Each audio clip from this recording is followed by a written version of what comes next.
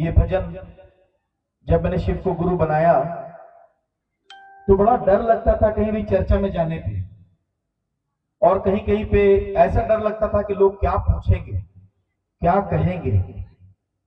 तो मैं चर्चा में जाता तो दया मांगता था कि हे महादेव, इतने दया कर दीजिए कि साहब और दीदी चर्चा में रहें, क्योंकि उस समय मैं नहीं जानता था कि बिना साहब दीदी के चर्चा हो ही नहीं सकती। तो ये भजन को, इसमें जितना भी लाइन है भजन के अंदर, वो सारे के सारे साहब के बोले हुए पंक्ति हैं। आइए सुनते हैं हम लोग।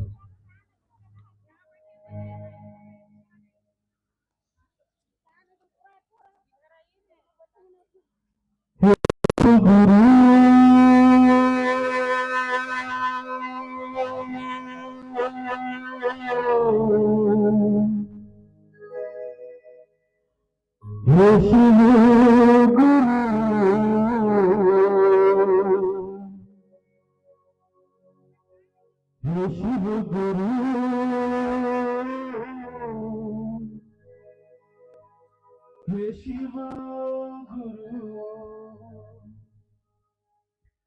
हे शिव गुरु हे शिव गुरु हे शिव गुरु हे शिव गुरु हे शिव गुरु दया ये कर दी तेरी चर्चा में भैया रहे, दया ये कर दे तेरी चर्चा में भैया रहे। हे शिव गुरु हे शिव गुरु हे शिव गुरु हे शिव गुरु।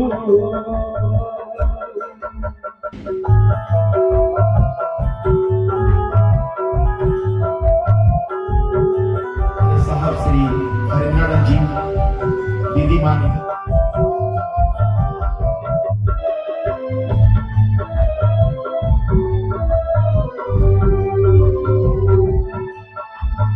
आपकी इनायतें आपके करम, आप ही बताइए भूलेंगे कैसे हम आपकी इनायतें, आपके करम, आप ही बताइए भूलेंगे कैसे हम।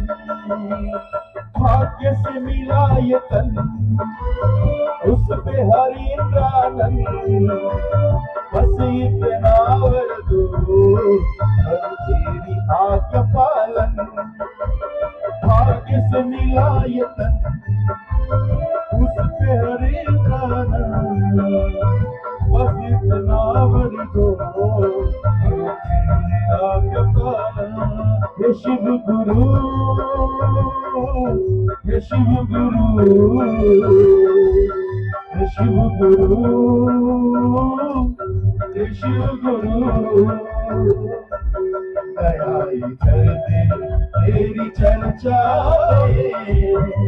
भैया दीदी रहे, दया कर दे तेरी चर्चा में भैया दीदी रहे। हे शिव गुरु हे शिव गुरु हे शिव गुरु हे शिव गुरु।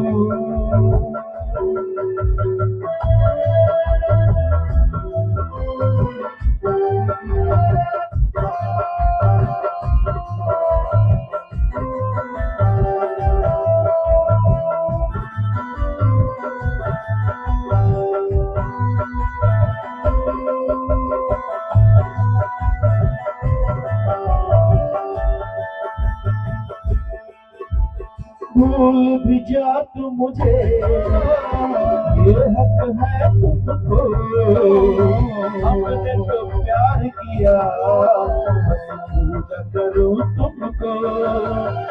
भूल भी जा तू मुझे, ये हक है तुमको, हमने तो प्यार किया बस पूजा करूं तुमको।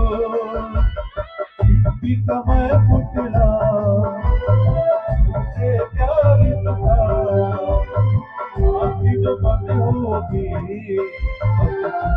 बुलाएगा। मिट्टी का मैं पुतला, जग से क्या रिश्ता, आँखें जो बंद होगी बुलाएगा। हे शिव गुरु, हे शिव गुरु, हे शिव गुरु, हे शिव गुरु, दयाल कर दे तेरी चर्चा में भैया दीदी रहे। दयाल कर दे तेरी चर्चा में भैया दीदी रहे। हे शिव गुरु,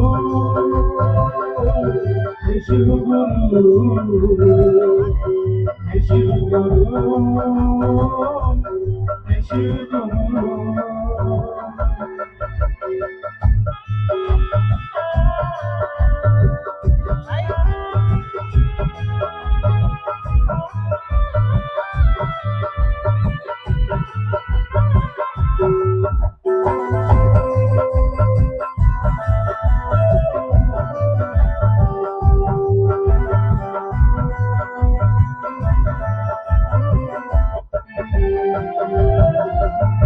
मुझ में है तो ही रमा शिव कल्याणकारी, यही चर्चा करते हैं सब इस जगत के संसारी।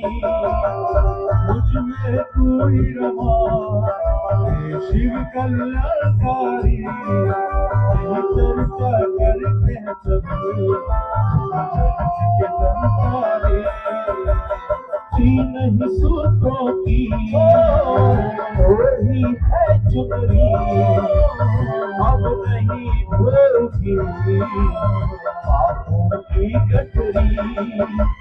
तीन ही सूत्रों की वही है चुनरी, अब नहीं भोगी पापों की गठरी। हे शिव गुरु, हे शिव गुरु, हे शिव गुरु, हे शिव गुरु, दयाल कर दे तेरी चर्चा में भैया दीदी रहे। दयाल कर दे तेरी चर्चा में भैया दीदी रहे। हे शिव गुरु, हे शिव गुरु, हे शिव गुरु, हे शिव गुरु, हे शिव गुरु, हे शिव गुरु, हे शिव गुरु, हे शिव गुरु। आप सबों को मेरा प्रणाम। आइए, जिनके इंतजार में आपकी आंखें तरस रही हैं, जिनको देखने के लिए और सुनने के लिए कान तरस रहे हैं, हमारे आपके बीच में हैं, उनको आमंत्रित करते हैं दीदी बरखा को, जो आज इस लोहरदगा के समाहरणालय मैदान में आई हैं। हम आपसे बात करने के लिए आग्रह करते हैं वो मंच पे आए। विषय से तो इनको बांध नहीं सकते, लेकिन फिर भी मैं बोलने में थोड़ा घबराता हूं। विषय है आओ चलें शिव की ओर, शिव गुरु परक जिज्ञासाएं एवं समाधान। विषय फिर से दोहराता हूं, आओ चलें शिव की ओर, शिव गुरु परक जिज्ञासाएं एवं समाधान। दीदी बरखा आनंद जी, रांची।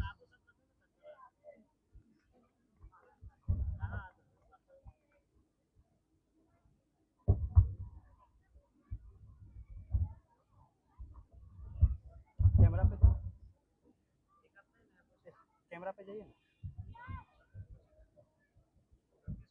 कैमरा दीदी के साथ अटैच।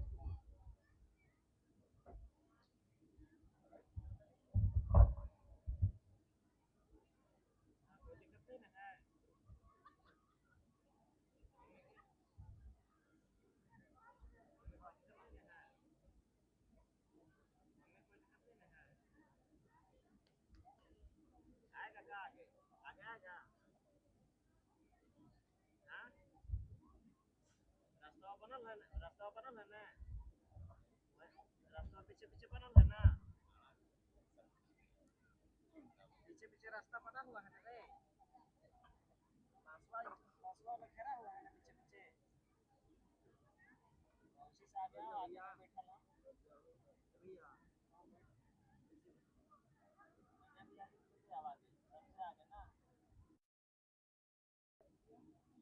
मेरे गुरु महेश्वर शिव को मेरा प्रणाम है। इस कालखंड के प्रथम शिव के शिष्य और हम सबों के परम आदरणीय वर्ण गुरु भ्राता साहब श्री के चरणों में मेरा प्रणाम है।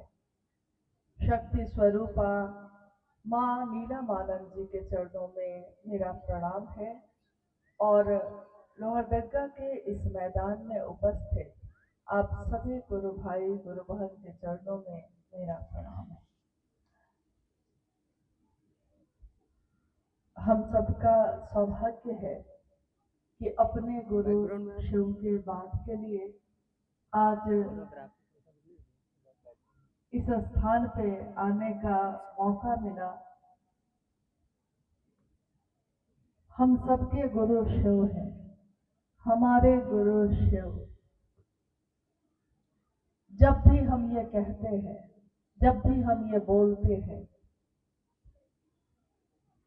जिस शब्द का अर्थ हम समझते हैं उस शब्द का असर हम पे होता है, लेकिन जिस शब्द का हम अर्थ नहीं समझते उसका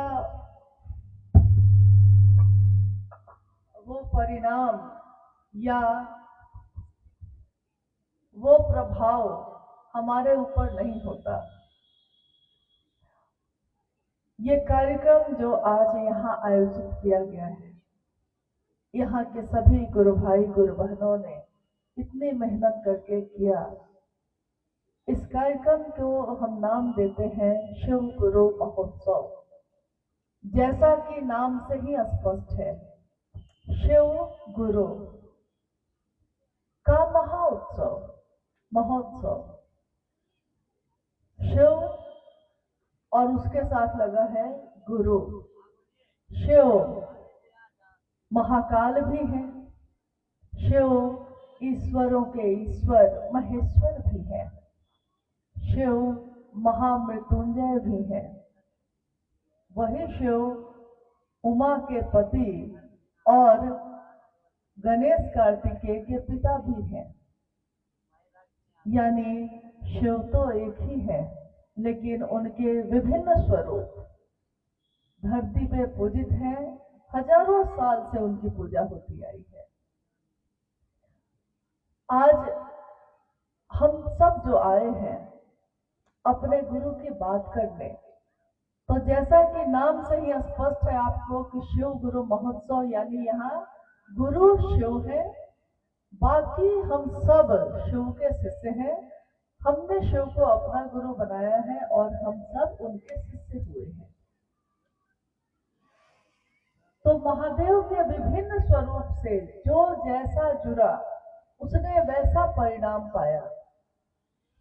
काम तो सब करते हैं, लेकिन अगर उस काम को करने के पीछे का उद्देश्य स्पष्ट ना हो, उद्देश्य अगर स्पष्ट हो तो परिणाम भी उसके अनुसार होते हैं। उद्देश्य स्पष्ट ना हो, काम कर रहे हैं आप तो मेहनत तो लग रही है, समय भी लग रहा है, अर्थ भी लग रहा है, लेकिन परिणाम वैसा नहीं होता। ऐसा बहुत काम है जीवन में हम करते हैं। पिता ने खेत दे दिया आपको, अब उस खेत की जुताई आप कर रहे हैं। पिता खेत दे सकते हैं, संपत्ति दे सकते हैं, यानी जो लौकिक चीजें हैं, लौकिक जो सामान है वो आपको दिया जा सकता है। खेती का ज्ञान लेना पड़ता है। खेत कोई दे सकता है, लेकिन उस खेत की जोताई कब हो, मौसम कौन सा ठीक रहेगा, बिया कौन सा सही रहेगा, सिंचाई कब हो, इसके लिए आपको ज्ञान लेना पड़ता है। और अगर ज्ञान ना हो तो पिता ने जो खेत दी है, खेत तो रहेगी उसकी कीमत होगी, लेकिन आपके किसी काम का नहीं होगा, किसी काम का नहीं। क्योंकि चीज तो है, उसको संभालने का ज्ञान नहीं है। तो महादेव के अनेक रूपों की पूजा होती आई, लेकिन इस कालखंड में शिव के शिष्य साहब हरिनानंद जी ने आवाहन किया, उद्घोष किया कि शिव भगवान तो है, लेकिन उनके अनेक रूपों में एक रूप है जगत गुरु शिव का रूप। और ये भी कहा कि हम और आप सब उस शिव के शिष्य हो सकते हैं, गुरु है उनके शिष्य हो सकते हैं। अब आते हैं हम लोग उस बात पे जिसके लिए हम सब यहाँ बैठे हैं। शिव गुरु के रूप में क्या करते हैं? हम शिव को गुरु क्यों माने? शिव को गुरु मानकर हम उनके शिष्य हो सकते हैं कि नहीं हो सकते हैं? और अगर हो सकते हैं तो हमको पता कैसे चलेगा कि हम शिव शिष्य हो गए, मेरे गुरु शिव हो गए? ऐसे अनेक प्रश्न हमारे मन में उठते हैं, ऐसी बहुत सारी जिज्ञासाएं हमारे मन में आती हैं। हम शिव को गुरु क्यों बनाए? जब भगवान के रूप में वो हमारी बात सुनते हैं और हमारी मनोकामना की पूर्ति भी करते हैं, तो उनको गुरु बनाने की बात आज क्यों कही जा रही है? और एक सामान्य आदमी जिसने कभी ग्रंथ नहीं पढ़ा, जिसको कोई मंत्र या श्लोक नहीं आता और जो जगत के चीजों में उलझा हुआ है, वो कौन सी विधि से शिव को अपना गुरु बना सकता है? हमारे ग्रंथों में, हमारे शास्त्रों में, उपनिषद और पुराणों में शिव के गुरु स्वरूप के भी जगह जगह दृष्टांत है। संभवे गुरुवे नमः, गुरु होने के कारण तुम संभव हो, तुम त्रिभुवन गुरु वेद बखाना। आप त्रिभुवन के गुरु हैं, यानी तीनों लोक के गुरु हैं। इसके कारण गुरु शिष्य परंपरा में आदि गुरु शिव को कहा गया। आदि का अर्थ होता है जहां से प्रारंभ हुआ, जहां से शुरुआत हुई है। आदि गुरु शिव, जगत गुरु शिव, यानी एक शरीरधारी गुरु को भी अगर हम गुरु बनाते हैं तो वो हमें कोई पात्रता ढूंढते हैं, कोई योग्यता है कि नहीं, हमें कोई पात्रता है कि नहीं, ये ढूंढते हैं।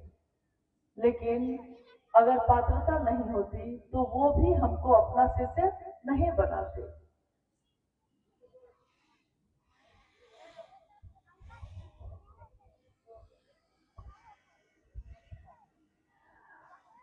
नहीं बनाते हैं।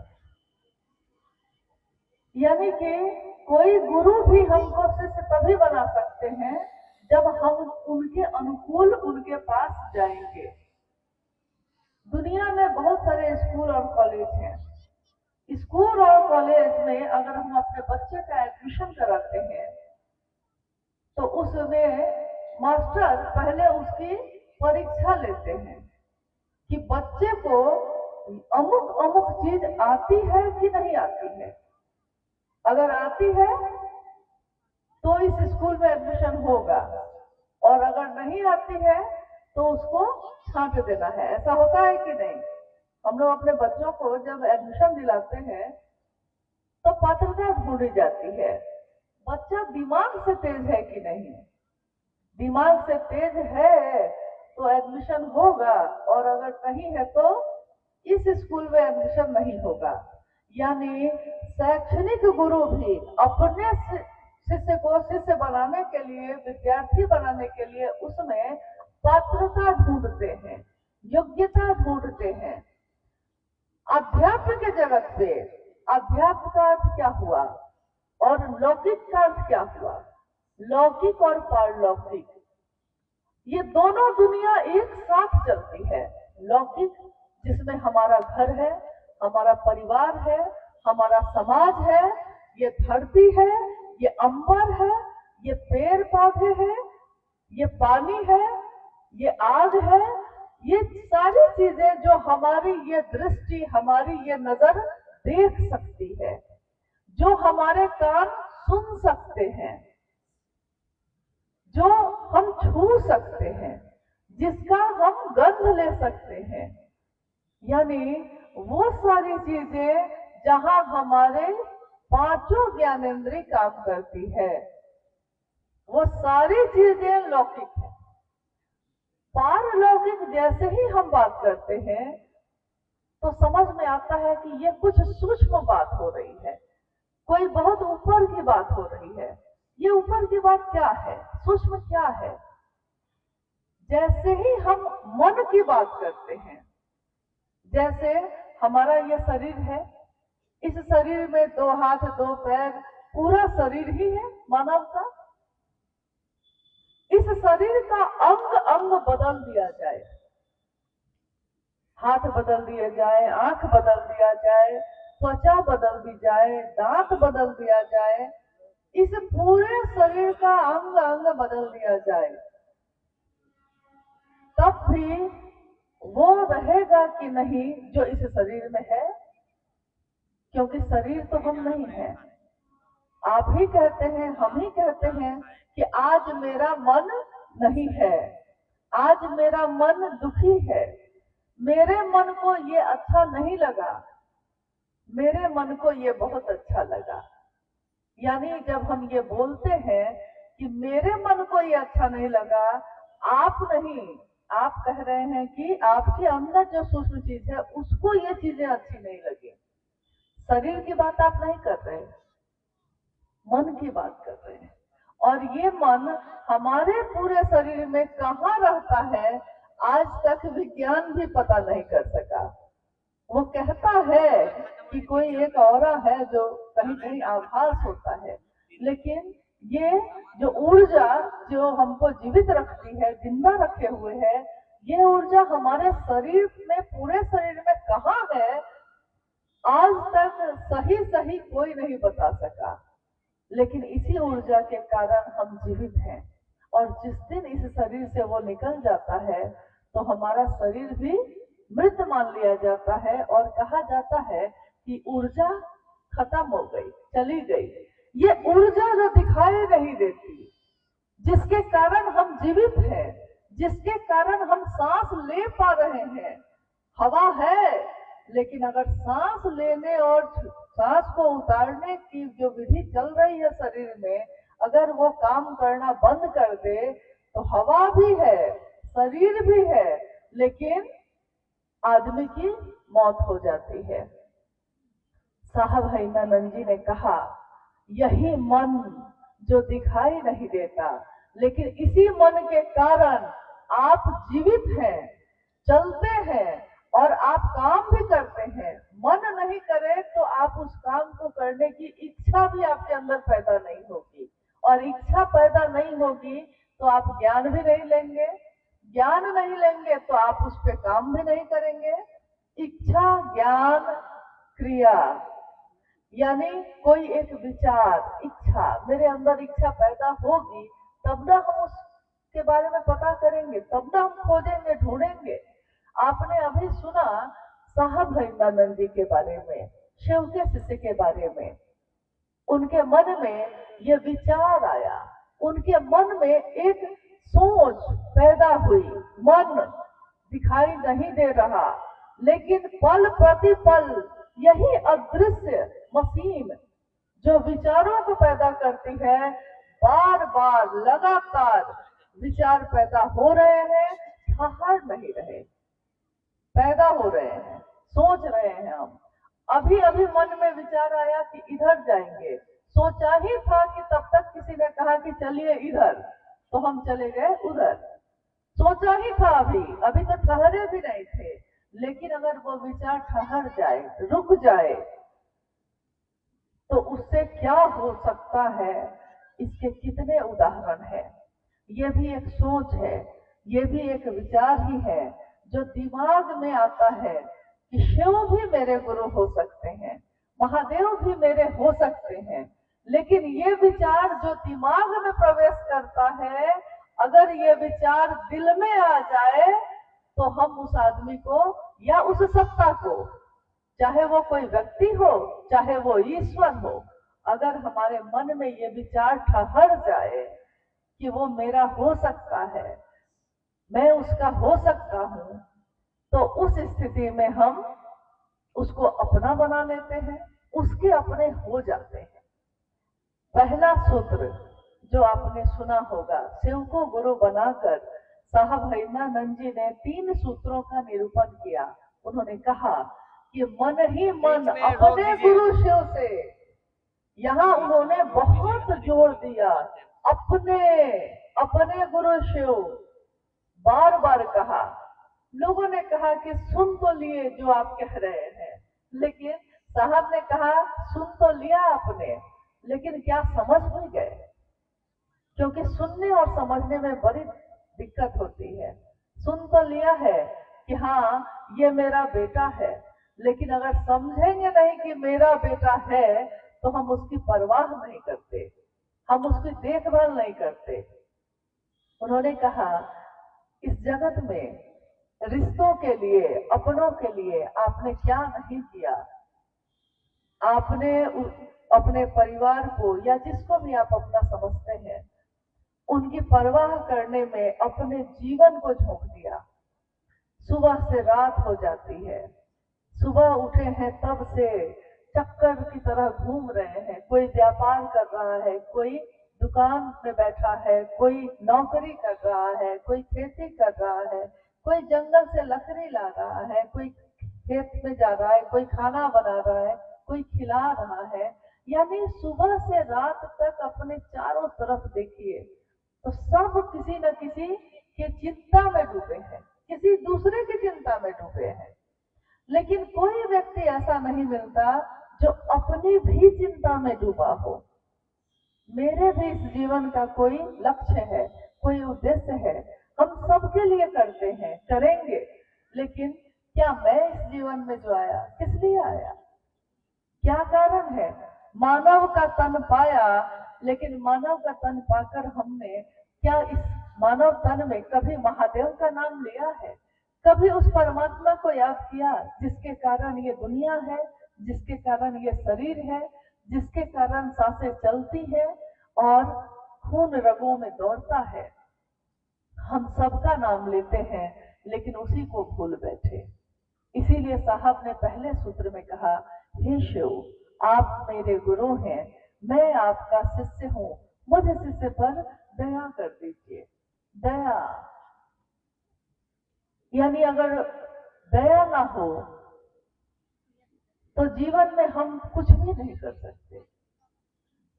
थोड़ी दूर तक हमारा शरीर, हमारा मन जो साथ देगा उतना तक तो कर लेंगे, लेकिन अगर कोई मदद ना करे, कोई हम पे दया ना करे, वो परमात्मा दया ना करे, तो हम कुछ भी नहीं कर पाते।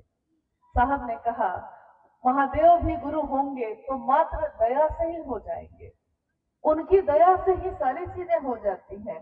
हाँ, दिखता है कि हम आप कर रहे हैं बहुत सारे काम, दिखता तो है कि हम खेत में जोत रहे हैं, दिखता है कि हम बिया लगा रहे हैं, दिखता है कि पौधा हुआ है, लेकिन अनाज को पैदा हम आप नहीं कर पाते। ये कौन करता है? जो दिखता नहीं, जो कहीं समझ में नहीं आता। होता कैसे है? हमारे बच्चे हमारे सामने पैदा होते हैं, बड़े हो जाते हैं, हमारी दृष्टि के सामने बड़े होते हैं, कब बड़े हो गए पता ही नहीं चलता। एक पौधा आपने अपने घर में लगाया है, वो पौधा आपकी आंखों के सामने ही विशाल वृक्ष बन गया, लेकिन ये कब बड़ा होता गया पता ही नहीं चला। आंखों के सामने जो चीज हो रही थी, लेकिन वो इतनी सूक्ष्म है, इतनी सूक्ष्म है कि इन आंखों से वो दिखती ही नहीं है, लेकिन आपकी आंखों के सामने वो बड़ा हुआ है। इस मैदान में जितने भी पेड़ है आज, ये सारे पेड़ शुरू से तो इतने बड़े नहीं थे। किसी ने बीज लगाया होगा, पौधा हुआ होगा, छोटा सा मुलायम सा। अगर मौसम अनुकूल ना मिले तो बीज खत्म हो सकता है, पौधा कोई कुचल के जा सकता है, लेकिन आज इन विशाल वृक्षों को गिराने के लिए किसी को सोचना पड़ेगा, आसान नहीं है गिराना। ठीक वैसे ही हमारे इस मन की धरती पे शिव के नाम का बिया तो है, लेकिन इस बिया को हमने सींचा नहीं। अपने भाव से, अपनी सोच से, अपने काम से, अपने ज्ञान से अगर सींच दिया इसको, तो ये इतना बड़ा होगा, इतनी गहरी इसकी जड़ें हो जाती हैं कि फिर कोई आपको समझाएगा भी कि दूसरे भी हैं, आपकी समझ में नहीं आएगा। जिस दिन आपने सोच लिया, समझ लिया कि ये मेरा बेटा है, हो सकता है वो बेटा बहुत बुद्धिमान नहीं हो, लेकिन मेरा है, और पड़ोसी का बेटा बहुत बुद्धिमान है। लोग कहते हैं अरे अपने बेटा को छोड़ो और उसको अपना बेटा बना लो। लोग समझाते रहेंगे, आपके समझ में नहीं आएगा, आप कभी इसको स्वीकार नहीं करेंगे, क्योंकि जिसको अपना बना लिया तो बना लिया, जो मेरा है सो मेरा है। अब वो कैसा है इस पे हम विचार नहीं करते, क्योंकि अब मामला दिमाग का नहीं, अब मामला दिल का है। जो मेरा है सो मेरा है, और जो मेरा हो जाता है जब हम उसकी बात करते हैं। यानी दूसरा सूत्र, शिव की चर्चा। शिव की चर्चा क्या है? शिव की चर्चा ऐसा नहीं है कि ये पूजा नहीं है। लोग कहते हैं कि शिव की चर्चा कर लिया तो पूजा की जरूरत नहीं है। बहुत सारे लोग हमारे आपके बीच ऐसा कहते हैं, लेकिन साहब ने कभी ये नहीं कहा। उन्होंने कहा शिव की पूजा ही है ये, लेकिन शिव की पूजा का हाईटेक तरीका है। जैसे हम इसी झारखंड के जंगलों में लकड़ी चुनने जाते थे, सालों तक हमारे पूर्वज भी जाते थे, क्योंकि अगर लकड़ी चुन के नहीं लाएंगे तो घर में चूल्हा जलेगा कैसे? चूल्हा जलाने के लिए, उस पे भोजन बनाने के लिए जंगल में जाके लकड़ी चुननी पड़ती है।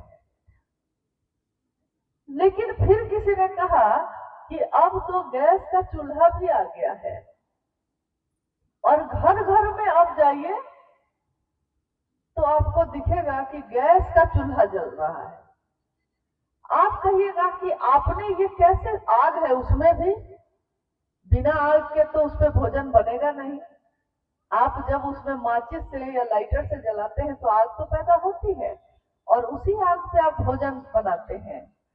आग वही है, भोजन भी वही बन रहा है, लेकिन आपने हाईटेक तरीका अपनाया।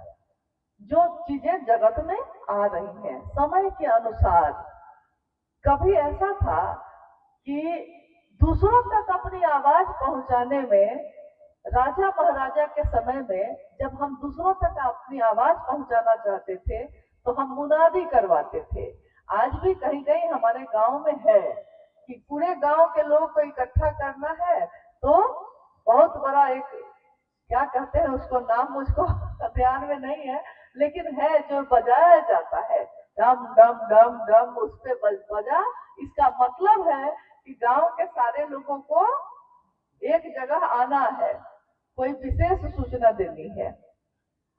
अब आप क्या करते हैं कि अब कौन ही बजाने जाए, तो अब आपके हाथ में मोबाइल फोन है, तो आप बजाना छोड़ के कहते हैं कि फोन ही कर देते हैं, आ जाएगा।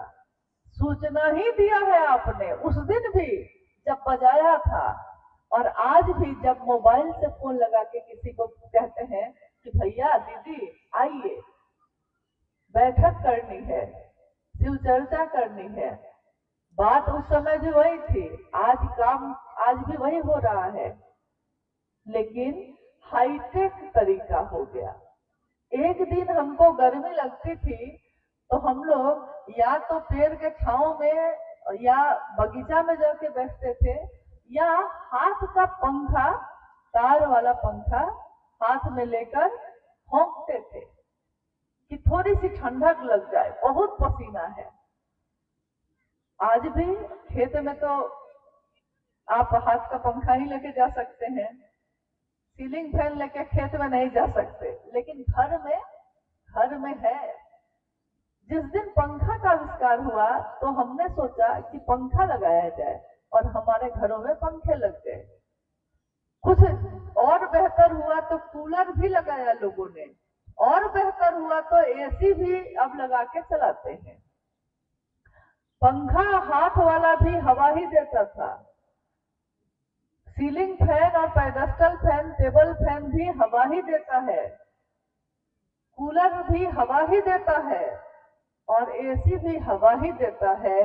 ठंडक और बढ़ती गई है, आराम बढ़ता गया है, तरीका बदलता गया है, लेकिन हवा ही दे रहा है वो। तो कहिएगा कि एसी हाथ के पंखा का हाईटेक तरीका है, मतलब टेक्नोलॉजी, यानी बहुत ऊंची स्थिति में है ये।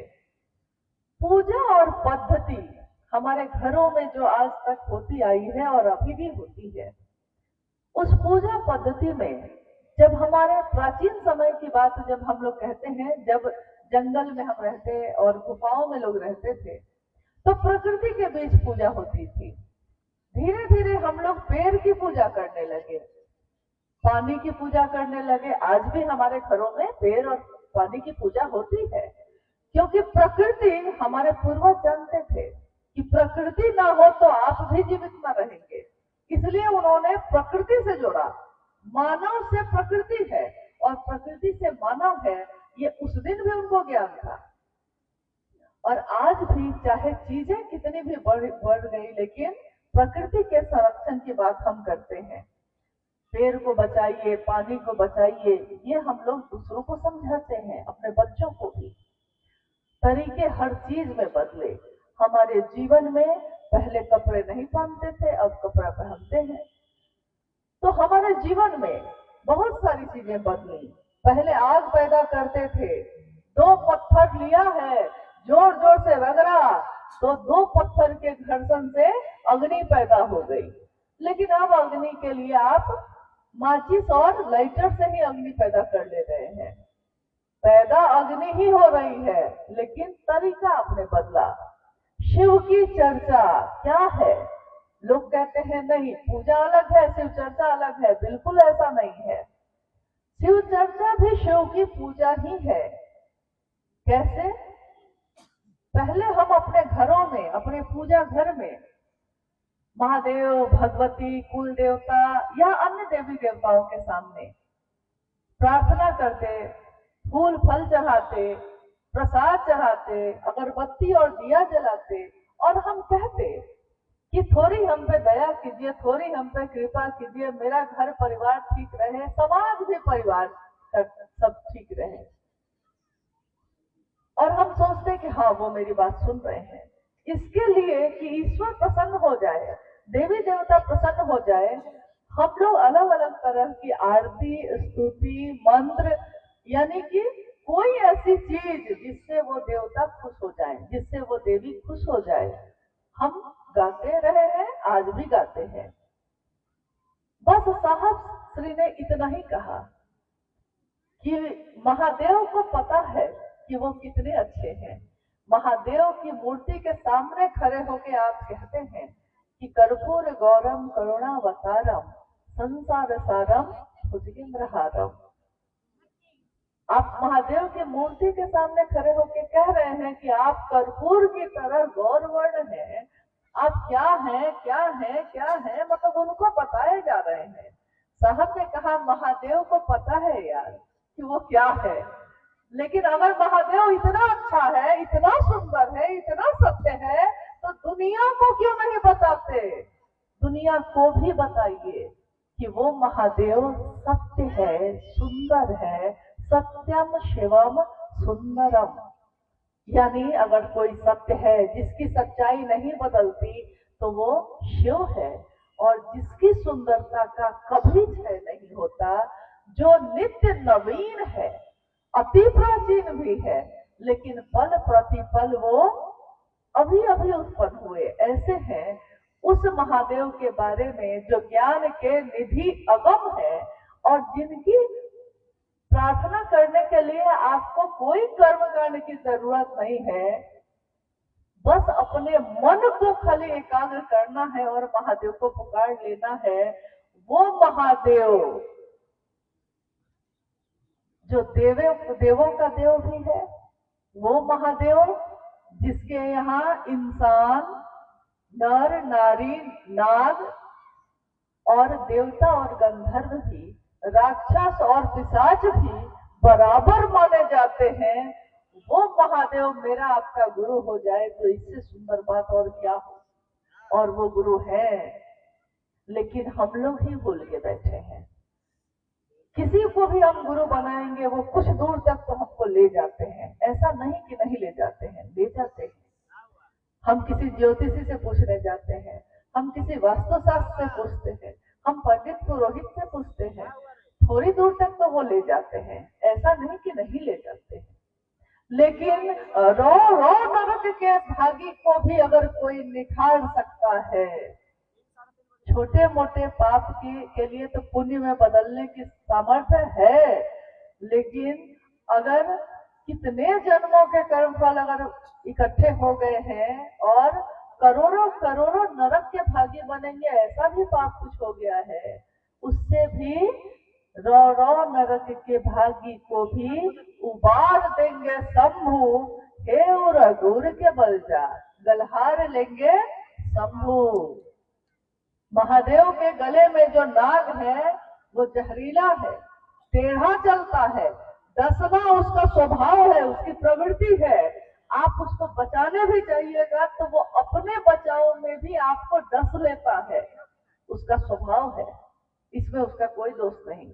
लेकिन वैसे स्वभाव का भी शिव के पास बस झुक गया है, बस उसने अपने सीने के बल चला गया है और महादेव ने उसको अपने गले में धारित किया है। उस परम गुरु, उस आदि गुरु, उस विश्व गुरु, उस जगत गुरु शिव के सामने अगर जगत के लोग सिर्फ मन से पुकारेंगे, हे शिव आप मेरे गुरु हैं, ये पुकार उनकी झूठ भी अगर बार बार कहेंगे तो कहते हैं एक दिन सच बनी आई, झूठ कहत कहत भी एक दिन सच बन जाता है। ये पुकार अगर मन से उठ जाए, महादेव आप मेरे हैं मैं आपका हूँ, तो वो महादेव हमको आपको कहाँ धारित करेंगे। वो महादेव कोई पात्रता नहीं ढूंढते, कारण एक ही है कि जो जगत का है वो पात्रता कैसे ढूंढेगा। वो कैसे कहेंगे कि तुम अगर संस्कृत जानते हो तब तुम मेरे शिष्य बनोगे और अगर नहीं जानते हो तो नहीं बनोगे। तुम अगर ब्रह्मचारी हो तो मेरे शिष्य बनोगे और अगर गृहस्थ में रहते हो तो नहीं बनोगे। तुम शाकाहारी हो कि मांसाहारी हो, तुम इस जाति के हो कि उस जाति के हो, महादेव ही एक ऐसी सत्ता है जहां जाके सारी संकीर्णताएं खत्म हो जाती हैं। हम जो जातियों में बटे हैं, हम जो धर्म में बटे हैं, हम जो पुरुष और स्त्री के रूप में बटे हैं, ये सारी विसंगतियां संगति बन जाती है, सब एक हो जाते हैं जब हम शिव भाव में आते हैं। शिव भाव यानी मेरे मन में उस शिव के लिए थोड़ा भाव पैदा हो जाए। काम तो वही है, उद्देश्य बदल गया। महादेव के लिए महादेव को चाहा हमने, उद्देश्य बदल गया तो परिणाम बदल जाते हैं। देश में कोई हत्या हो जाए, फांसी की सजा हो जाएगी, हत्या ही है, किसी की मौत हो गई, उसकी सजा क्या होगी? फांसी होगी। उसकी सजा क्या होगी? आजीवन कारावास होगा या 30 साल 35 साल की सजा होगी। और अगर इस देश की रक्षा के लिए बॉर्डर पे चले गए हैं आप और आपने वहां भी अपने देश की रक्षा के लिए कि इस देश के रहने वाले लोग सुरक्षित रहें, वहां भी आपने किसी को मारा है, मारा तो वहां भी है, लेकिन इसके लिए इनाम मिल जाता है। बात तो दोनों एक ही हुई, लेकिन नहीं, एक नहीं हुई। उद्देश्य बदल गया आपका। आपने सबके हित के लिए अगर कुछ किया है तो परिणाम अच्छे हैं, और अगर अपने लिए सिर्फ अपनी खुशी, अपने व्यसन के लिए कुछ किया है तो उसके परिणाम घातक होते हैं। काम तो वही है, लेकिन उद्देश्य बदलता है तो मंजिल बदलती है तो उसका परिणाम भी बदल जाता है। साहब ने कहा, शिव ही हमारे गुरु हैं, शिव ही हमारी गति है और शिव ही हमारे गंतव्य है। गुरु गंतव्य मतलब मंजिल, और चलने के लिए जो ताकत चाहिए वो देने वाले भी वो स्वयं ही हैं। क्यों नहीं उस शिव को अपना गुरु बनाए? और शिव को गुरु बनाने के लिए या शिव की चर्चा करने के लिए किसी कर्मकांड की जरूरत नहीं। गरीब से गरीब आदमी भी, पहाड़ और जंगल में रहने वाला आदमी भी शिव को बस मन से पुकारता है, शिव की बात करता है और शिव भाव से भर जाता है। कर्मकांड से भाव नहीं होते, भाव होते हैं, लेकिन सिर्फ कर्मकांड अगर रह गया तो फिर उस रिश्ते का कोई मतलब नहीं होता। किसी पत्नी से पूछिए कि अगर उसका पति उसको घर दे दे, उसको कपड़े दे, पैसा दे, गहना दे, लेकिन पति का भाव नहीं दे, तो क्या वो खुश रह सकती है? सामान यानी कर्मकांड सब कुछ दिया आपने, लेकिन भाव नहीं दिया। एक भाई से पूछिए कि उसका भाई उसको खूब अच्छा खिलाए पिलाए, खूब पैसा उसा दे, लेकिन भाई का भाव नहीं दे, अपनापन नहीं दे, तो वो भाई अपने उस भाई के घर में कदम भी रखना पसंद नहीं करता। हम आप भी बहुत जगह जाते हैं, अगर हम कहीं जाते हैं और किसी ने बड़ा स्वागत किया है, सारी व्यवस्था है उसके यहाँ, लेकिन उसने भाव नहीं दिया अपनापन का, कि हमको लगे कि हाँ हम उसके लिए कुछ महत्व रखते हैं, ये भाव नहीं दिया। बस भाव नहीं दिया था, बाकी सब कुछ तो दिया था, लेकिन आप उसके यहाँ दोबारा जाना भी नहीं चाहते। यानी ये भाव बड़ा सूक्ष्म है, और भाव समझ में आता है कि कोई आपके लिए भाव रखता है कि नहीं रखता है, ये तो उसके देखने से ही समझ में आने लगता है। सूक्ष्म चीजें जल्दी पता चलती है। महादेव सूक्ष्माति सूक्ष्म है, इन आंखों से दिखाई भी नहीं देता, लेकिन उसी की इच्छा से ये दुनिया बनी है।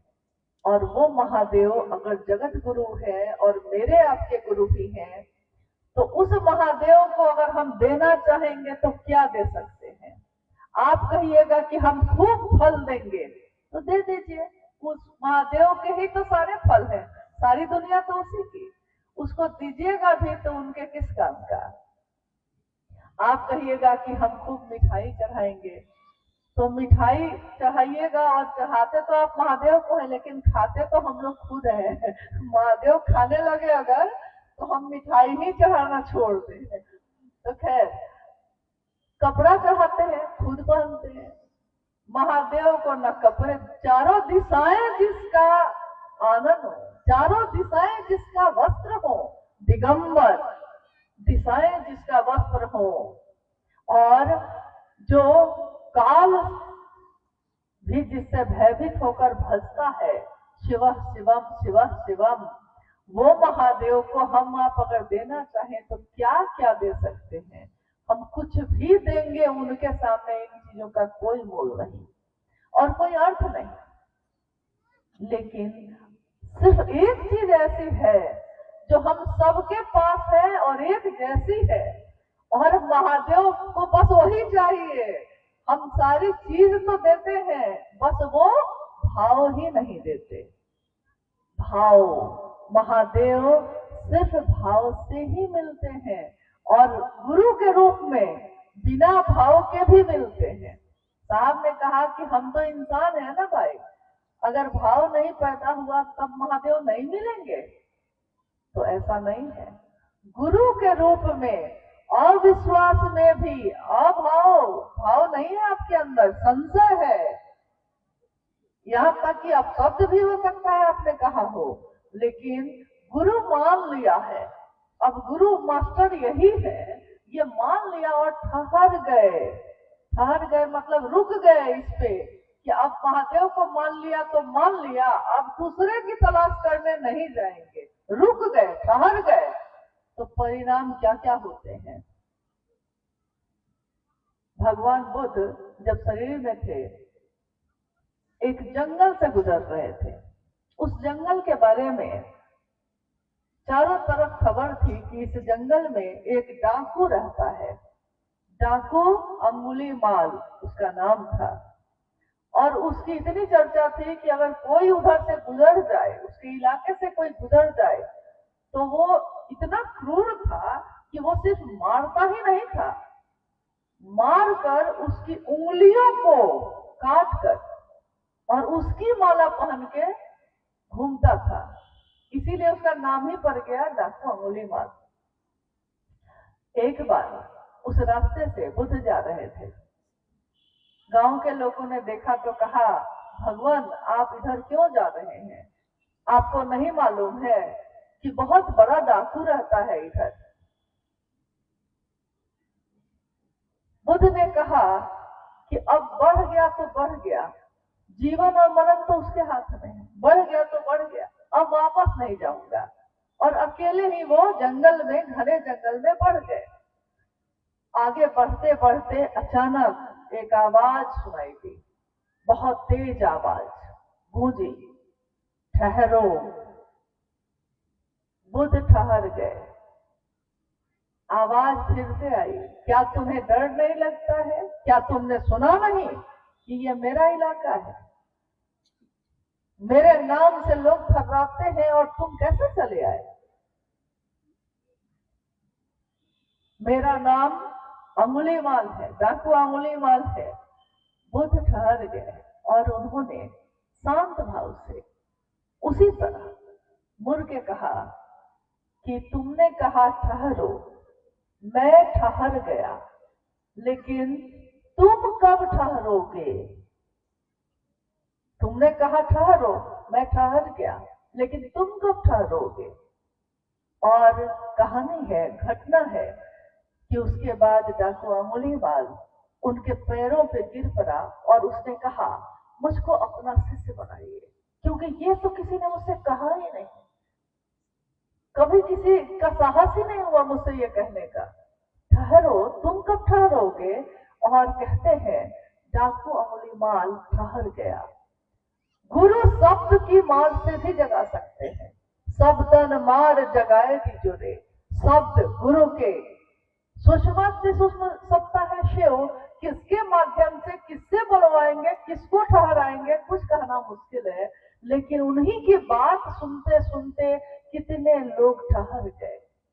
ये जीवन एक बार मिला है, सबसे सुंदर मौका है, संभावना है जीव से शिव होने की। कभी हम इधर जाते हैं, कभी हम इधर जाते हैं, कभी हम सोचते हैं कि सब कुछ मेरे ही हाथ में है। जब तक हम जवान हैं, युवा हैं, हाथ में ताकत है, तब तक तो लगता है कि सब कुछ मेरे ही हाथ में है।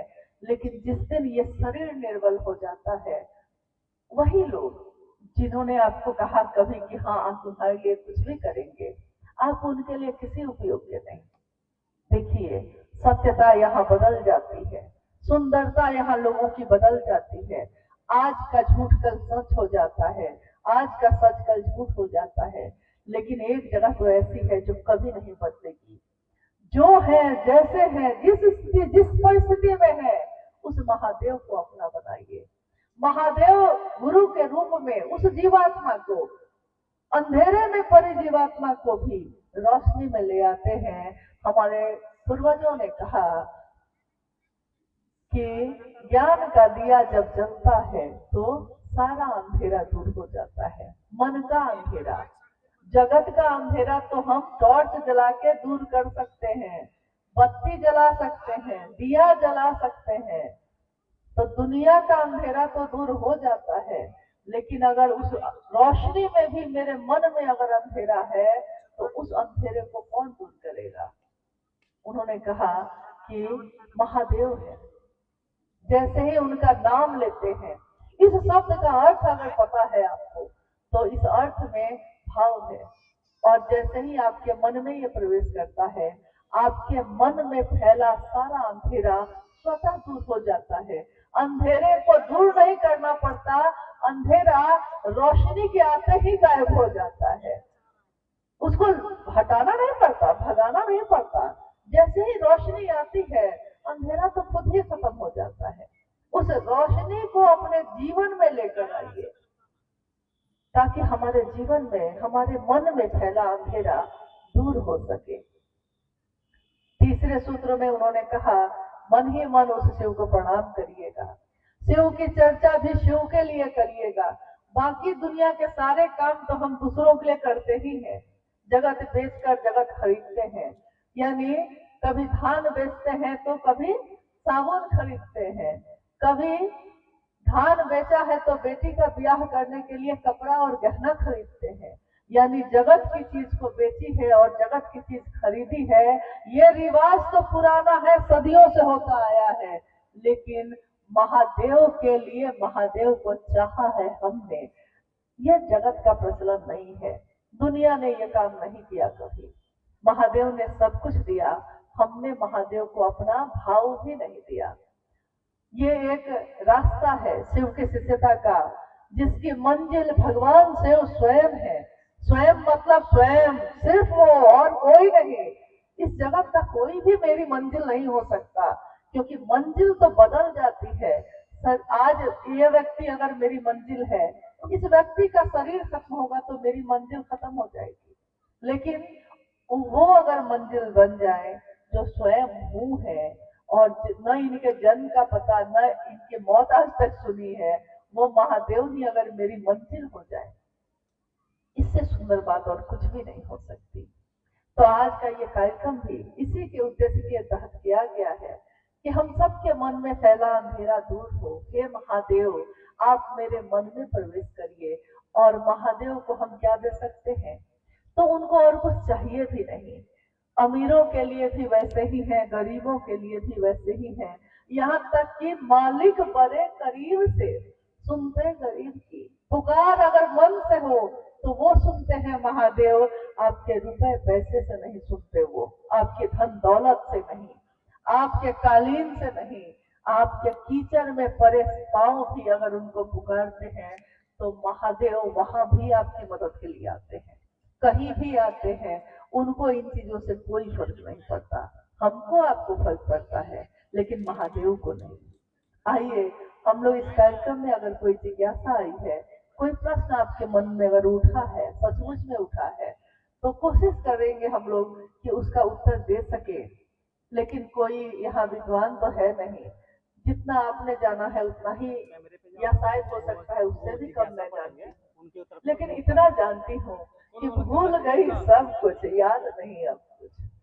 बस एक बात नहीं भूली, और महादेव की दया बनी रहे कि ये बात न भूलो। ये महादेव आप ही हैं मेरे, और कोई नहीं। ये बस याद रह जाए। ये बात साहब ने याद दिलाई थी। उन्होंने कहा कि भूल जाओ सब कुछ अगर, तब भी चलेगा, बस उसको मत भूलना। उसको अगर याद रख दिए, राजा अगर तुम्हारा है तो राजा का सारा राज्य भी तुम्हारा ही है। अगर उस घर का मालिक मेरा है तो घर का सारा कुछ मेरा ही तो है। बस उनको याद रखे, हम इतनी कोशिश करते हैं। एक जिज्ञासा है, सीताराम भाई जी का दारू से जो है लिखते हैं, साहब लिखे हैं, जियो तो शिव, बनो तो शिव, रहो तो शिव, तो हम कैसे बने? ये पंक्ति है, एक पुस्तक साहब श्री ने लिखी, आओ चलें शिव की ओर। उस पुस्तक में ये पंक्ति उन्होंने लिखी। कोरोना काल में ये पुस्तक लिखी गई। आज बहुत सारे गुरु भाई गुरु बहन इसको पढ़ते हैं और उनके विचारों पे चलते हैं। ये रास्ता दिखाता है उनको, चलना तो उनको खुद ही पड़ेगा। उसी की एक पंक्ति है, जियो तो शिव, बनो तो शिव, रहो तो शिव। भाई ने कहा कि इसका अर्थ क्या होता है?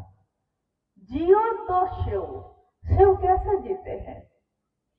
शिव जिनको तस्वीरों में हम लोगों ने देखा है, या जिनका एहसास हम करते हैं। तो बाकी देवी देवता का एहसास जब हम करते हैं तो कोई महलों में दिखता है, कोई मुकुट सोना चांदी का लगाए हुए दिखता है, लेकिन जब महादेव का सोचते हैं तो तस्वीरों में या जो एहसास होता है उसमें महादेव की जटाओं को देखते हैं बिखरा हुआ, देखते हैं कि महादेव बर्फ की चट्टान पे बैठे हैं, बर्फ में पर्वत पे बैठे हैं, लेकिन निहंगी बैठे हैं, यानी आनंद की मूर्ति बनकर बिना वस्त्र के बैठे हैं। चिता की भस्म ही जिनके लगाने का आभूषण सुंदरता सब है और न्यूनतम व्यवस्था में बैठे हैं। देखिए हम लोग को कितना सीखने के लिए, ये तस्वीर भी उनकी अगर है तो क्या सिखाती है हम लोग को। जियो तो शिव, सिखाती क्या है, शिव कैसे जीते हैं। न्यूनतम व्यवस्था में भी सुखी रहा जा सकता है, ये संदेश, ये समझ शिव गुरु के रूप में देते हैं, ईश्वर के रूप में भी देते हैं। लेकिन हम जानना चाहेंगे तब ना। वो बताते हैं कि अगर एक वस्त्र एक बार में एक ही कपड़ा ना पहनिएगा, एक बार में 2-3 रोटी ही ना खाइएगा। कोई अगर अरबपति होगा वो भी खाना में रोटी ही खाएगा, और कोई अगर जंगल में रहेगा तो वो भी रोटी ही खाएगा, यानी 2 रोटी मिल जाए। और रहने को एक छत हो, झोपड़ी भी हो सकती है, प्लास्टिक का शेड भी हो सकता है, महल भी हो सकता है, रहने की एक छत हो। रहिएगा तो एक ही कमरे में ना, 10 कमरे का भी अगर घर बनवा लीजिए, लेकिन रहिएगा तो एक ही जगह ना, सोइएगा एक ही चारपाई पे ना, सारे पलंग पे घूम घूम के तो सोइएगा नहीं। तो उन्होंने कहा कि जीना है तो शिव जैसा जियो, कि अगर ये न्यूनतम व्यवस्था भी है मेरे पास, लेकिन अगर परिवार में आनंद हो, मन में आनंद हो, आनंद की मूर्ति से मन मिलता हो, तो उस आनंद के सामने बड़े बड़े महल के वैभव भी फीके पड़ जाते हैं। जीना है तो उनके जैसा जियो, बनो तो शिव। शिव जैसा बनना मतलब क्या होता है, आपने देखा होगा कि जहां जाइए सब एक दूसरे के लिए घृणा से भर गए हैं। इंसान का हृदय जो बना, इंसान का शरीर और मन जो है वो करुणा है, ममता है, सहानुभूति है, एक दूसरे के लिए अपनापन है। लेकिन आज देखिए दुनिया में कि हर आदमी एक दूसरे से चिल्ला रहा है, बोल रहा है, घृणा बढ़ गई, प्रेम कम हो गया, यहाँ तक कि अपनों की बड़ाई भी नहीं करते लोग। कितने लोगों को आपने देखा होगा कि अगर किसी में कोई गुण हो, घर में बहू आई है, भोजन बहुत अच्छा बना रही है, लेकिन मजाल है कि कोई उसकी बड़ाई कर दे खुले दिल से, बड़ा मुश्किल है। ये कहना कि तुमने जो बनाया हमको भी नहीं आता, इतना अच्छा बनाया, कितना सुंदर बनाया, आपने जो ये काम किया कितना सुंदर किया, इतना अच्छा तो हमको भी नहीं आता। इस तरह की बोली तो आजकल सुनने में ही नहीं आती। यानी कोई किसी की प्रशंसा में अपना दिल बड़ा नहीं करता, दिल बड़ा करता है लेकिन बुराई करने में। जितनी शिकायत उसकी कर लीजिए, जितनी उसकी बुराई कर लीजिए, उतना उसको मन लग रहा है। 2 घंटा 4 घंटा कब बीत गया पता ही नहीं चलता। लेकिन अगर कह दीजिए कि किसी की प्रशंसा भी तो करिए, कुछ तो अच्छा किया होगा उसने। हर व्यक्ति के अंदर अगर अवगुण है तो गुण भी है, गुण और अवगुण दोनों है ना। आप गुण क्यों नहीं देखते, आप अवगुण क्यों देख रहे हैं? उसको भी तो महादेव ने बनाया है। तो अवगुण है या गुण है, महादेव ठीक करेंगे। थोड़ा अपने दिल को बड़ा तो करिए। अगर महादेव देखने लगे कि हम में गुण है कि नहीं तो क्या होगा? महादेव के बारे में कहा गया कि अशेष गुणम है, उनमें इतने गुण है, इतने गुण है, इतने गुण है कि गुण शेष ही नहीं होते, खत्म ही नहीं होते। और कहा गया कि गुणहीनम है, कोई गुण ही नहीं है उनमें। देखिए दोनों पहलू तो महादेव के ही ना है, कोई गुण भी नहीं, लेकिन इतने गुण है, इतने गुण है कि खत्म ही नहीं होते। तो जब महादेव की बनाई हुई दुनिया है, आप हम कौन है किसी की इतनी समीक्षा करने वाले? अरे अगर दे सकते हैं, बनना है तो शिव बनिए ना। जिसने, लोगों ने तो संसार को बचाने के लिए कहा कि महादेव हलाहल विष ही पी जाइए आप। कहानी है ना, कथा तो है, ये सुना है आपने, कहानियां कथा तो खूब सुने हैं सब कुछ, कि समुद्र का मंथन हुआ और जब उसमें से बहुत सारे रत्न और अमृत भी निकले, लेकिन उसमें हलाहल निकला। हलाहल यानी कालकूट विष, एक ऐसा विष जिसके निकलने से ही चारों तरफ इतना जहर फैलने लगा कि लोग मूर्छित होकर, देवी देवता भी मूर्छित होकर गिरने लगे। तो लोग दौड़े किसके पास? महादेव के पास, और कहा हे महादेव रक्षा करिए, त्राही माम करके दौड़े, रक्षा करिए। यानी क्या करिए? रक्षा करने के लिए क्या कहना होगा? कोई जिससे प्रेम करता हो उसको कहेगा कि जहर पी लीजिए मेरे लिए? नहीं करता।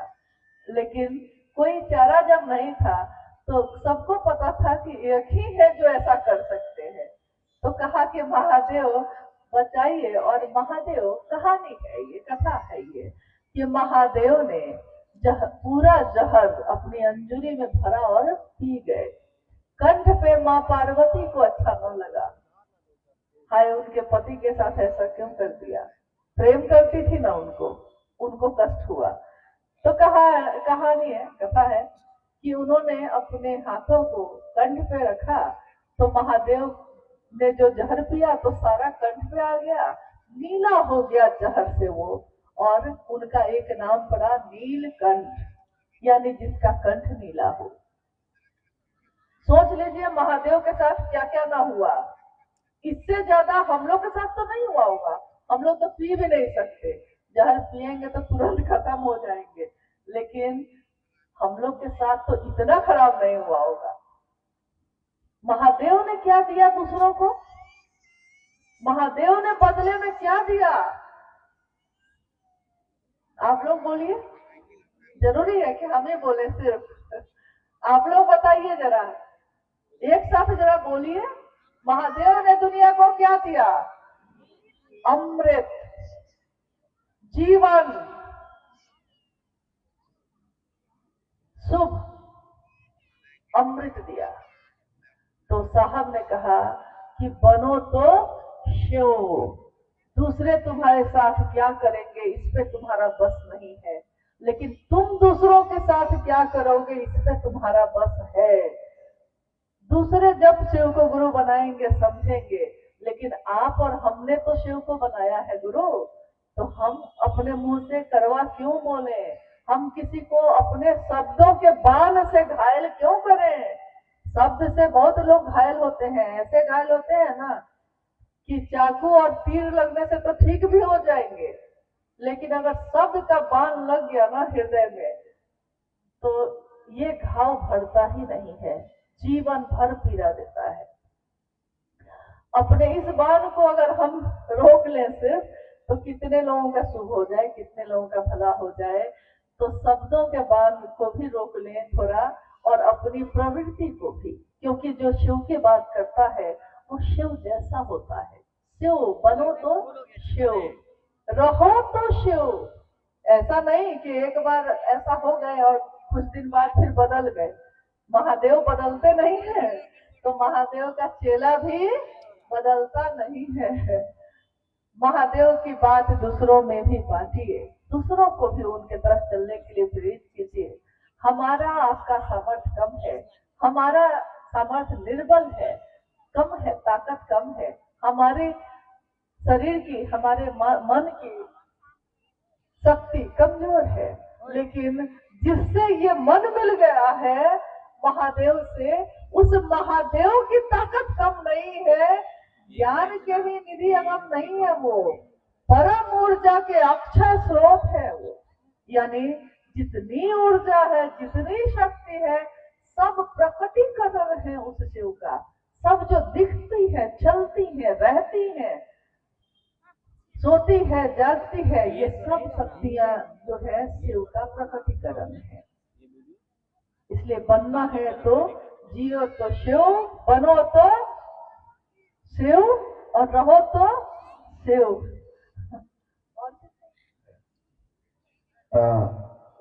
जगत में शिव शिष्य होने के लिए संपूर्ण ज्ञान की बात कह रहे हैं, फिर हम क्यों नहीं शिव शिष्य हो रहे हैं? लातेहार से सुनील जी। हाँ साहब, जगत में शिव शिष्य होने के लिए संपूर्ण बात कह रहे हैं, संपूर्ण ज्ञान की बात कह रहे हैं। अच्छा ठीक है, जिज्ञासा आपने सुनी कि साहब ने जगत में रहने के लिए संपूर्ण ज्ञान की बात की। संपूर्ण ज्ञान क्या होता है? जैसे जब हम लोग कहते हैं कि किसी कोई ज्ञान को उपलब्ध हो गया तो हम कहते हैं सम्यक ज्ञान हो गया उसको। हमारे आपके जैसे सामान्य लोग, अति सामान्य लोग हम लोग हैं, हम लोग को लगता है कि कोई बहुत बड़ी चीज है जो हम लोग से नहीं हो सकेगा, हम लोग को कभी नहीं हो पाएगा, हम लोग को आता ही क्या है। लेकिन शिव के शिष्य साहब हरिनानंद जी ने कहा सम्यक मतलब समझ, पूरी की पूरी समझ हो जाना इस बात की कि आए हैं कहीं से और चले जाना है कहीं, रहना नहीं देश वीराना है, यह जीवन कागज की पुड़िया, बूंद पड़े खुल जाना है। मौत की एक बूंद पड़ती है और ये जीवन खत्म हो जाता है। जन्म भी होता है तो उस जन्म से पहले ये बच्चा कहाँ था ये भी नहीं पता हमको, तो न आने का पता है न जाने का पता है।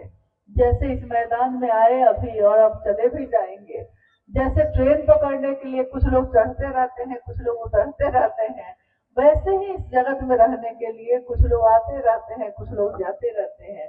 लेकिन ये जगत चलायमान है, चलता ही रहता है, किसी के लिए नहीं रुकता। कितने लोग आए, बड़े बड़े लोग आए, जब शरीर में रहे तो लोगों ने कहा कि अरे हो तो ऐसा हो, लेकिन जब शरीर से चला गया तो दुनिया भूल गई। कज़ा ने ऐसी हजार सूरत बिगाड़ डाली बना बना के।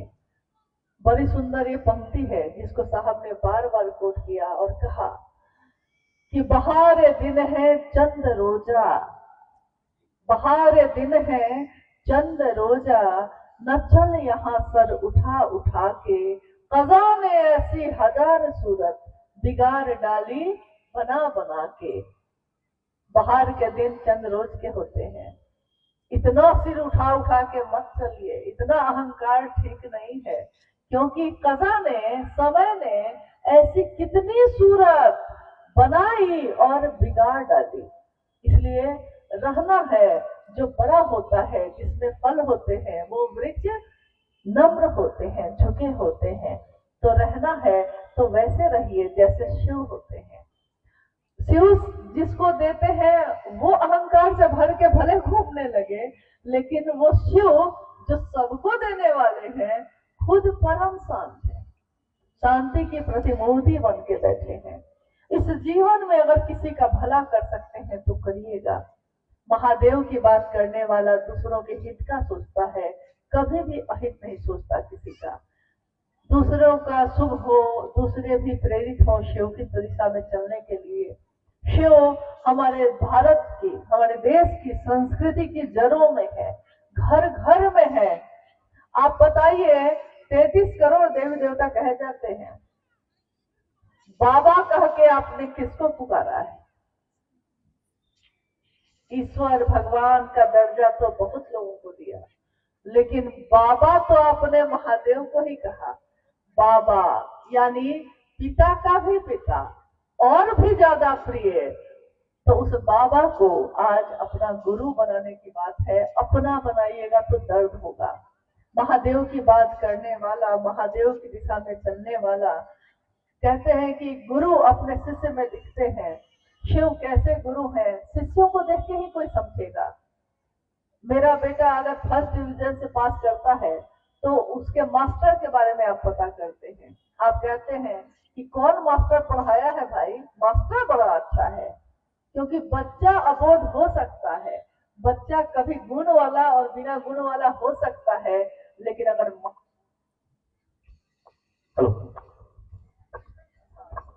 अगर मास्टर बढ़िया हो तो वो उसको परिमार्जन करके उसको फर्स्ट डिवीजन से पास कर सकता है।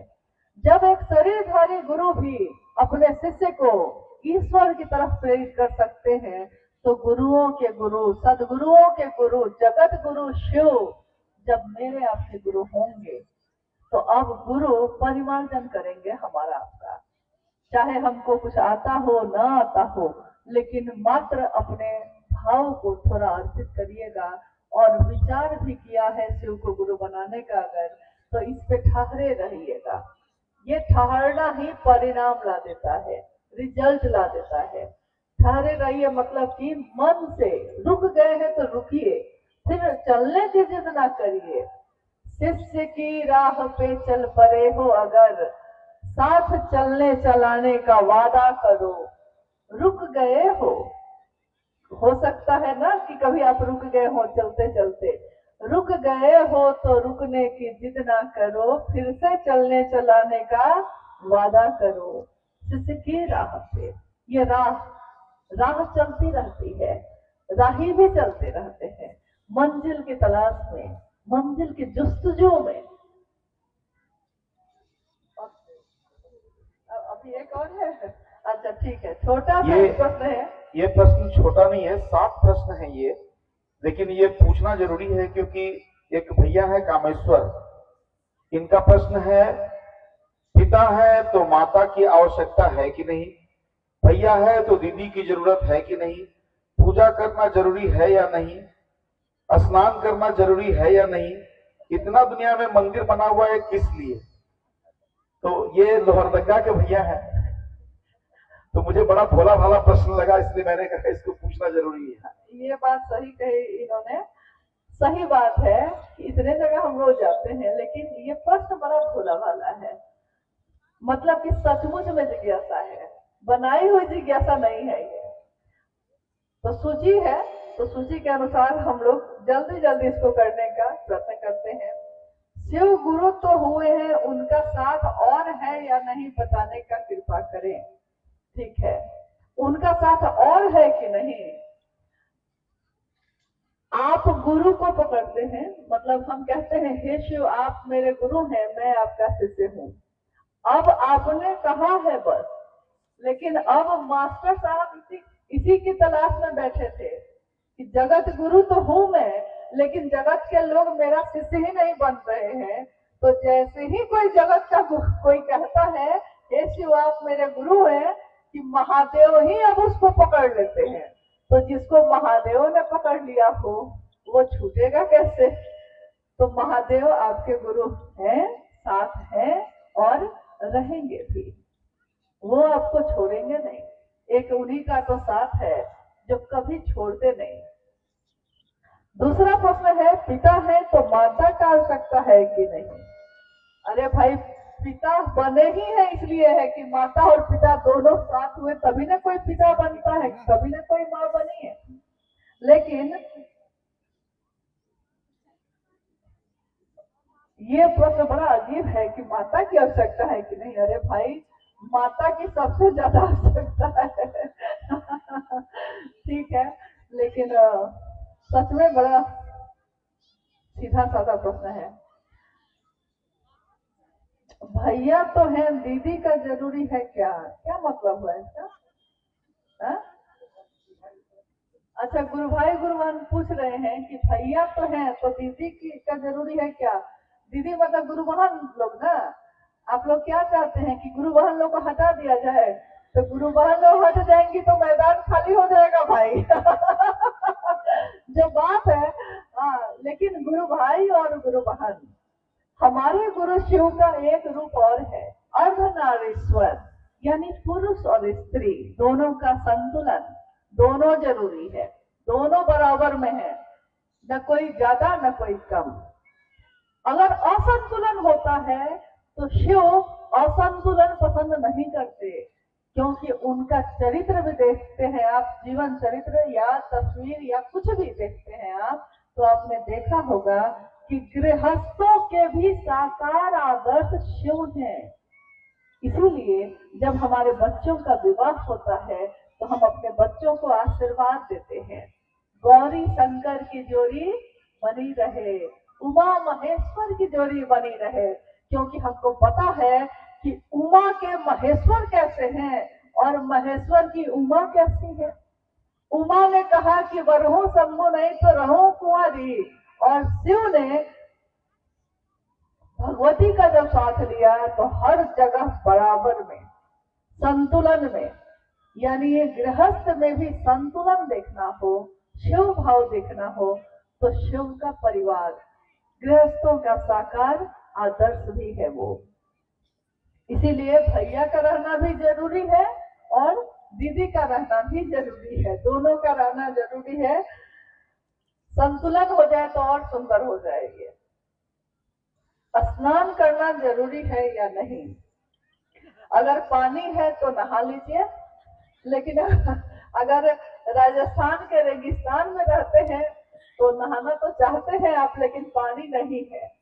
और इसी पे देखिए बहुत बड़ा संदेश साहब ने दिया है तो ये हंस रहे हैं हम लोग, लेकिन आप भी जानते हैं कि जीवन को जीने के लिए अगर पानी ना हो तो जीवन कितना कठिन होगा।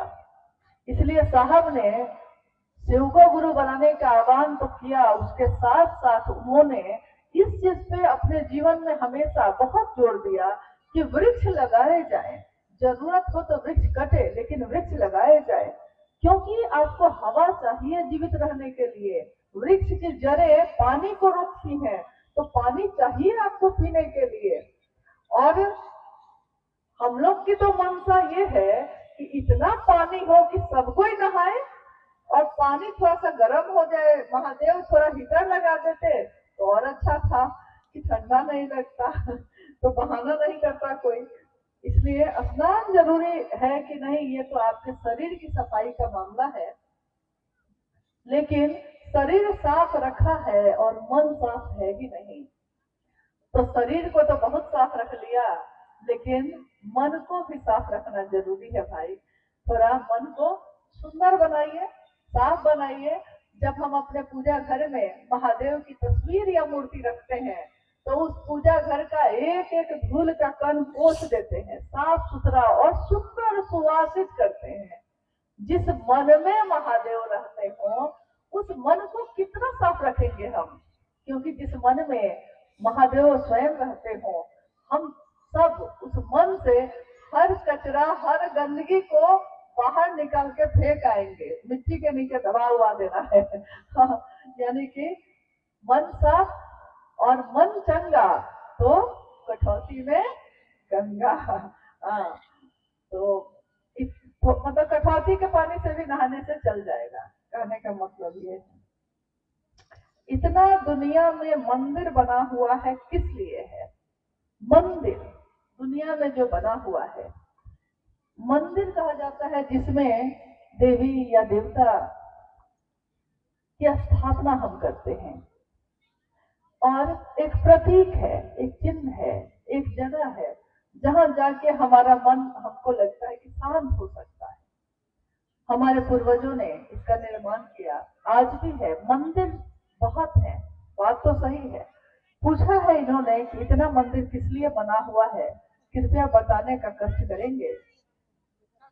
देखिए, इंसान हमेशा ये चाहता है कि उसकी दुनिया सुंदर हो, शांति सबको पसंद है, किसी को झगड़ा पसंद नहीं, सुंदरता प्रेम सबको पसंद है, किसी को घृणा पसंद नहीं। आपको पसंद है, हमको पसंद है, किसी को घृणा पसंद है नहीं। आप देखिएगा कि कहीं पे कुछ सुंदर भजन कीर्तन या अर्चना हो रही हो कहीं, तो आपका मन भी उस भाव में डूब जाता है। लेकिन अगर कहीं चौक चौराहे पे कोई गाली गलौज कर रहा हो, मारपीट कर रहा हो, तो वहां जाके आपको, आपके मन को अच्छा लगता है? नहीं लगता। आप चाहते हैं कि वहां से कितना जल्दी हट जाए। यानी मंदिर की स्थापना हुई, मंदिर लोग गए भी, लेकिन अगर मंदिर जाके भी हमारा मन वहां एकाग्र नहीं हुआ तो क्या फायदा? मंदिरों की स्थापना हुई इसलिए कि भारत विश्व गुरु भी है। अध्यात्म की धरती पे रहने वाले लोगों ने दुनिया के लिए, देखिए 12 ज्योतिर्लिंग की स्थापना भी भारत में हुई। ये 12 क्यों है, किस लिए किए गए? जो हमारे ऋषियों ने, पूर्वजों ने जिस तरीके से इसकी स्थापना की है उसमें आध्यात्मिक सूक्ष्म तरंगों का संचरण है जो भारत देश की धरती को ऊर्जावान बनाता है। चीजें बहुत अच्छी हैं, लेकिन मन अगर मंदिर ना हो सका तो कहीं भी जाने से कोई फायदा नहीं है। इसीलिए शिव के शिष्य इस मामले में चलते फिरते मंदिर की तरह ही है। एक ऐसा मंदिर जिसकी स्थापना हुई और एक जीवंत मंदिर जो हर जगह जाते हैं और अपने महादेव की महिमा का गान करते हैं। महादेव इतने सुंदर गुरु, इतने अच्छे गुरु, आप भी उनकी तरफ चलिए और अगर आपका मन ही उनसे जुड़ जाए तो हर जगह तो मंदिर ही मंदिर है।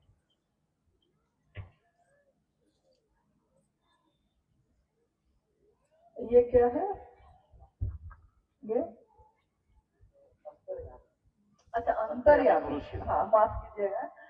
हाँ, ये अंतिम प्रश्न है जिसको हम लोग पढ़ रहे हैं और ये है आज के लिए अंतिम। मतलब आजकल लोग शब्द का अर्थ से अनर्थ भी बनाते हैं भाई। जीवन का तो हम लोग को नहीं पता कि कब तक जीवित रहेंगे कब तक नहीं रहेंगे, लेकिन अंतिम मतलब ये मत समझ लीजिएगा कि अभी तुरंत हम जाने वाले हैं ऊपर, अभी नहीं। हाँ, कुछ दिन बाद हो सकता है ऐसा हो जाए। अंतिम प्रश्न मतलब आज के इस कार्यक्रम का इसमें है कि अंतर्यामी गुरु शिव हैं, तो साक्षात गुरु की आवश्यकता पड़ती है क्यों? साक्षात गुरु का अर्थ हुआ शरीरधारी गुरु। देखिए, जो शरीरधारी गुरु हैं वो भी आपको परमात्मा से ही मिलाते हैं। कोई जो ईश्वर से जुड़ा हुआ आदमी होगा, जो शिव से जुड़ेगा, अध्यात्म की धरती पे चलेगा, उसकी मंशा यही होती है कि दूसरे भी उस तरफ चले। तो कुछ दूरी तक तो वो ले जाते हैं, ये भी बात सच है, लेकिन आखिर वो भी शिव से लेकर ही हमको देते हैं। और साहब ने कहा कि वो भी शरीर में आए, उन्होंने भी शिव को अपना गुरु बनाया। चाहते तो वो भी गुरु बन जाते, लेकिन उन्होंने देखा कि इतने गुरु तो पहले से है नहीं। और शिव के बारे में भी उन्होंने कहा कि गुरु शंकर रूपिणम, यानी गुरु कैसा हो तो शंकर जैसा हो। उन्होंने कहा शंकर जैसा क्यों? स्वयं जब गुरु शिव है तो दूसरे की तलाश क्यों है? जब हम एक शिव है गुरु तो दुनिया ऐसी हो गई है। अगर दुनिया के लोग उस शिव को अपना गुरु बनाएंगे तो दुनिया कितनी सुंदर होगी। और जब गुरुओं के गुरु भी वही हैं, सदगुरुओं के गुरु भी वही हैं, तो शिव को अपना गुरु बनाने की बात है। हाँ, शरीर में जो भी गुरु हैं या सदगुरु हैं उसमें थोड़ा आपको भी देखना होगा कि भाई सही रास्ता आपको जो बताए उस रास्ते पे चलिए, क्योंकि ये पहचानना पड़ेगा आपको। पहचान सकते हैं तो जरूर पहचानिए, कोई गलत नहीं है। उनमें भी अंश शिव का है, आप में भी शिव का अंश है। आप भी जो शिव के शिष्य हैं, आप भी तो दूसरों को शिव की तरफ से चलने की प्रेरणा देते हैं। ठीक वैसे ही गुरु सदगुरु श्रेणी के लोग भी ईश्वर की प्राप्ति के ही उपाय बताते हैं। कोई मंत्रों का जप बताता है, कोई योग बताता है, कोई भक्ति बताता है, कोई साधना उपासना बताता है, लेकिन कुछ न कुछ वो बताता है। कोई शब्दों से लेकर जाता है, कोई अपने वाणी स्पर्श से लेकर जाता है। मंशा तो सबकी एक ही है।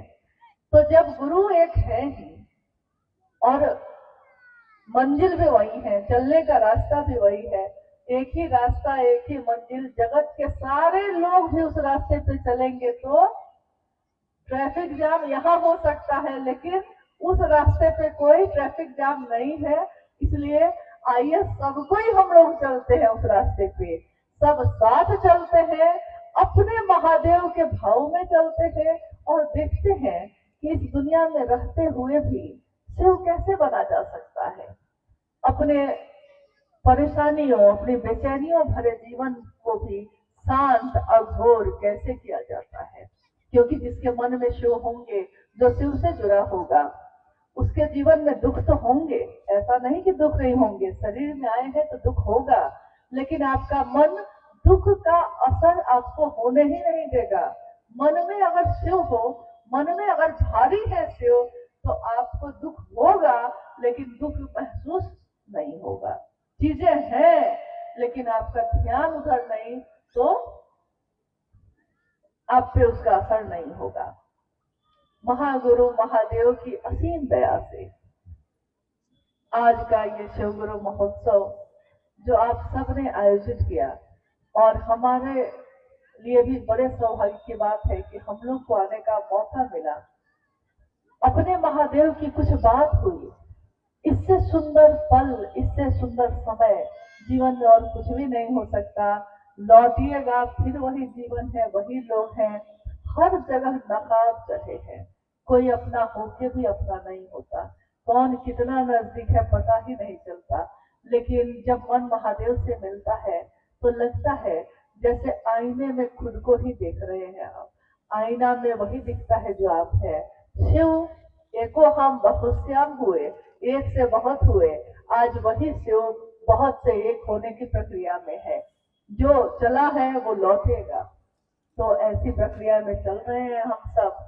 महादेव की दया हो, साहब दीदी का आशीर्वाद हो, हम सभी शिव शिष्यों का जीवन भी शिवमय हो, सुखमय हो, और हम दूसरों को भी 2 कदम उस रास्ते पे बढ़ा सके, इतनी दया मेरे गुरु शिव की हो, इतनी ही कामना है, इतनी ही याचना है। आप सभी के चरणों में प्रणाम है, आप सबको मेरा प्रणाम।